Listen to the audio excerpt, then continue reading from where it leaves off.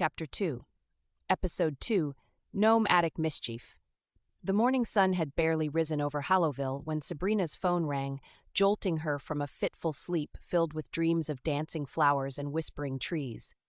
Noah's urgent voice on the other end of the line snapped her fully awake. "Sabrina, we've got a situation in the town square. Well, you need to see it to believe it." Within minutes, Sabrina was out the door, her raven hair hastily pulled into a messy bun, and her favorite bat-patterned scarf thrown haphazardly around her neck. As she hurried down the quiet streets, the first stirrings of unease rippled through the town. Confused voices and the occasional shriek echoed in the distance. Turning the corner into the town square, Sabrina skidded to a halt, her eyes widening at the scene before her. The usually quaint and orderly space had descended into utter chaos. Dozens of garden gnomes, no taller than knee-height, scurried about with surprising speed. Their ceramic faces, typically frozen in cheerful smiles, now bore mischievous grins as they wreaked havoc on everything in sight. One group of gnomes had commandeered the town's prized rosebushes, gleefully swinging from the stems and showering crimson petals everywhere. Another bunch had formed a wobbly gnome pyramid and was attempting to scale the clock tower, leaving tiny handprints on the whitewashed walls. The tower's bell rang erratically as gnomes tugged on the rope, filling the air with a cacophony of discordant chimes. Townspeople stood frozen in shock or ran about in confusion, unsure whether to laugh or cry at the absurd spectacle. Mrs. Pemberley, the prim owner of the local tea shop, shrieked as a gnome made off with her frilly hat, wearing it like a tent as it waddled away. Mr. Grayson, the usually stoic bank manager, was chasing a group of gnomes who had somehow gotten into his briefcase and were now gleefully tossing important papers into the air like confetti. In the midst of this pandemonium, Sabrina spotted Noah. The young sheriff was attempting to maintain order, but his usually confident demeanor was shaken. His neat uniform was askew, hat tilted at an odd angle, and there was a smudge of dirt on his cheek. When he saw Sabrina, relief washed over his face. "Sabrina? Thank goodness you're here," he called out, jogging over to her. A gnome darted between his legs, nearly tripping him. "I've never seen anything like this. These gnomes just came to life." Sabrina nodded, her mind racing as she took in the scene. "It must be the spring magic we saw yesterday," she said, ducking as a gnome sailed over her head, using an umbrella as a parasail. "It's affecting more than just the plants." Noah ran a hand through his hair, leaving it sticking up at odd angles. "Magic?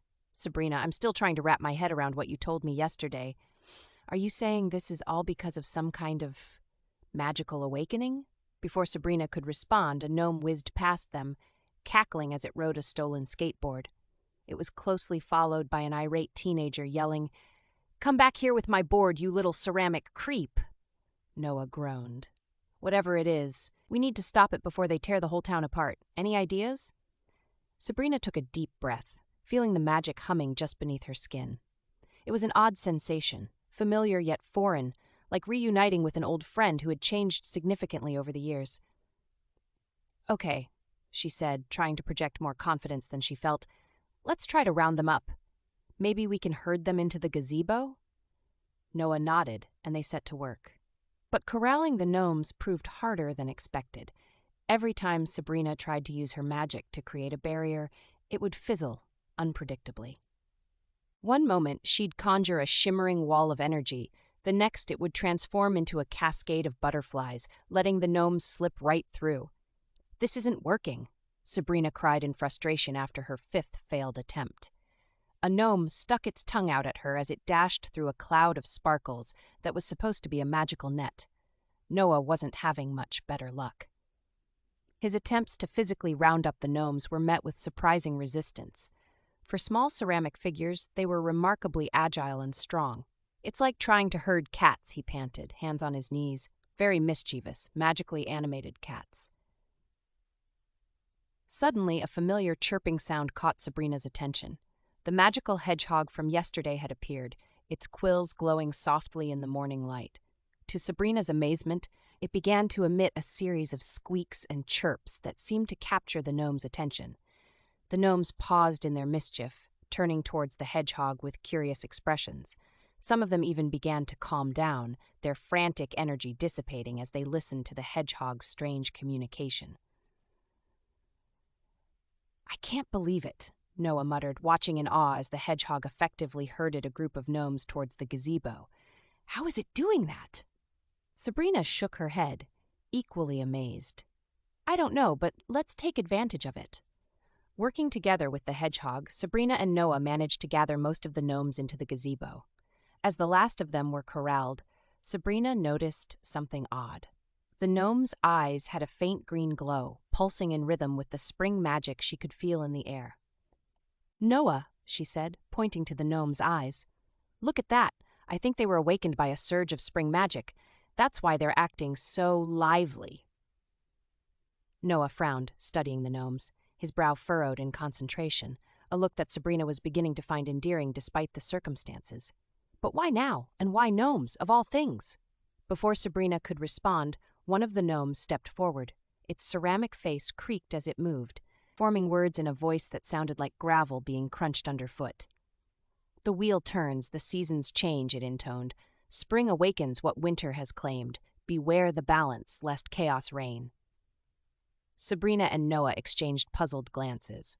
"What does that mean?" Noah asked, but the gnome had already fallen silent.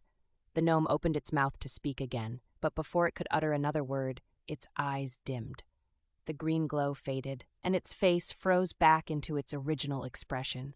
With a soft thud, it fell over, once again nothing more than a garden ornament. One by one, the other gnomes followed suit, returning to their inanimate state. Soon, the gazebo was filled with motionless garden gnomes, leaving Sabrina and Noah surrounded by eerie silence. "Well, that was cryptic," Noah said, breaking the silence. He ran a hand over his face, smearing the dirt on his cheek further. "A spring awakening and something about balance. Any ideas what that could mean?" Sabrina shook her head, her mind whirling with possibilities. "Not yet, but I think we need to do some research. There's more going on here than just some mischievous gnomes. We need to understand the magic of this town, both the Halloween and the spring aspects." Noah raised an eyebrow. "Research? Into what, exactly?" "Into Hallowville's history," Sabrina replied, already turning towards the library.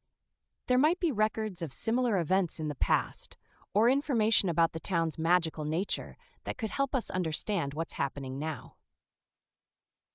As they walked towards the library, leaving a bewildered cleanup crew behind them, Sabrina couldn't shake the feeling that this was just the beginning. Whatever forces were at work in Hallowville, they were powerful and ancient. And if they didn't figure out how to control them soon, who knew what might awaken next? The library welcomed them with its familiar smell of old books and polished wood.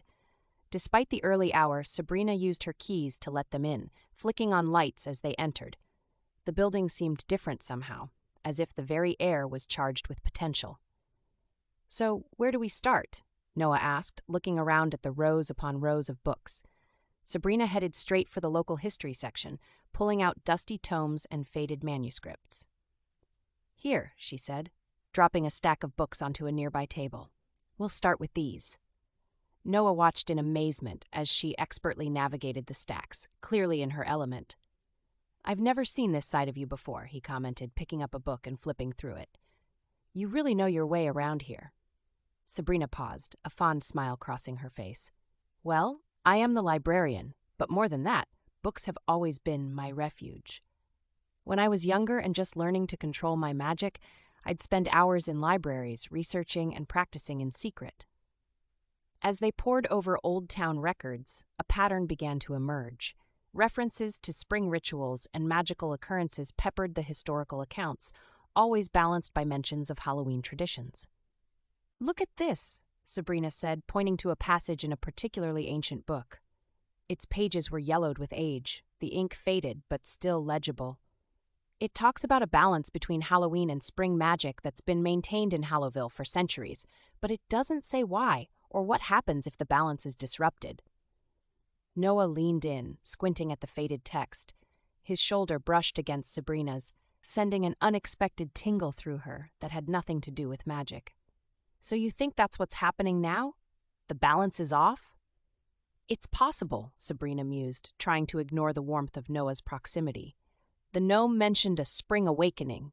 Maybe the spring magic is growing stronger, tipping the scales. Before Noah could respond, a soft chirp caught their attention. The hedgehog familiar had appeared on the table, its quills glowing faintly. With its tiny paws, it began pushing books off the shelf behind them, revealing a hidden compartment.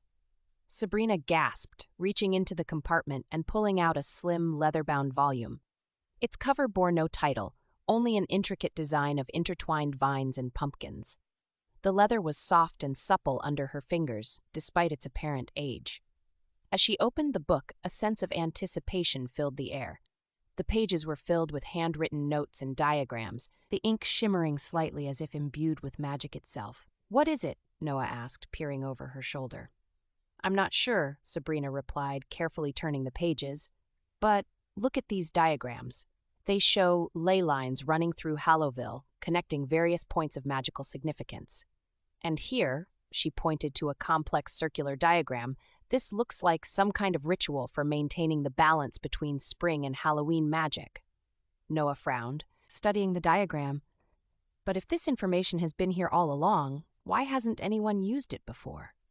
Why is the balance only becoming an issue now?" Sabrina was about to respond when a gust of wind blew through the library, ruffling the pages of the book. As if in response, the hedgehog familiar chirped excitedly, its quills glowing brighter. "I think," Sabrina said slowly, "that this book was hidden for a reason, and I have a feeling we're meant to find it now, just when we need it most." As if to confirm her words, the book suddenly flipped to a new page, revealing a prophecy written in shimmering green ink. "When spring and autumn clash and blend, the veil between worlds starts to rend. A librarian with magic in her veins and a sheriff with courage unchained must restore the balance, tried and true, or chaos will reign and magic ensue." Sabrina and Noah looked at each other, a mix of excitement and apprehension in their eyes. Whatever was happening in Hallowville, it was clear that they were at the center of it.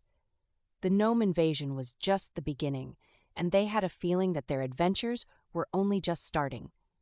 As the first rays of sunlight began to filter through the library windows, Sabrina closed the book with a determined snap. "Well, Sheriff Wilder," she said, a hint of a smile playing on her lips, "it looks like we've got our work cut out for us." Noah nodded, his earlier skepticism replaced by resolve. "Indeed we do, Miss Everhart. But if anyone can figure this out, it's us." As they left the library, the magical book tucked safely in Sabrina's bag and the hedgehog familiar trotting at their heels, neither of them noticed the shadow that detached itself from the corner of the building. It watched them go, its eyes glowing with an eerie green light, before melting back into the growing dawn.